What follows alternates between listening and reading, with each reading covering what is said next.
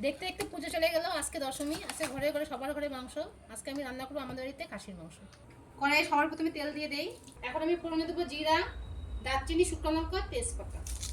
ফোড়নগুলো ভাজা হয়ে গেছে, আমি এখন দিয়ে দেবো রসুন আর পেঁয়াজ। পেঁয়াজটা সুন্দর ভাজা হয়ে গেছে। পেঁয়াজ ভাজার উপরে আমি দিয়ে দেবো এই মাখানো মাংসগুলো। এখানে বাটি রাখছি জিরা, আদা, পেঁয়াজ। এটা দিয়ে দেবো শুকনো লঙ্কার গুঁড়ো। পাশে ভাজা হচ্ছে দেশি আলু।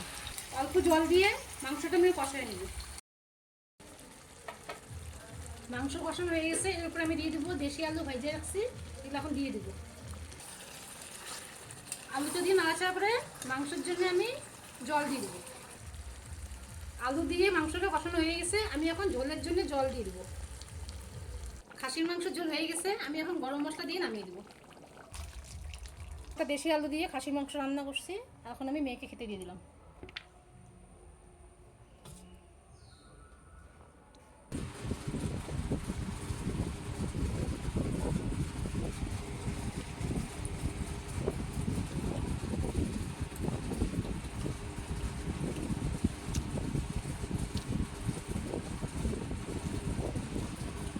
দারুণ হয়েছে।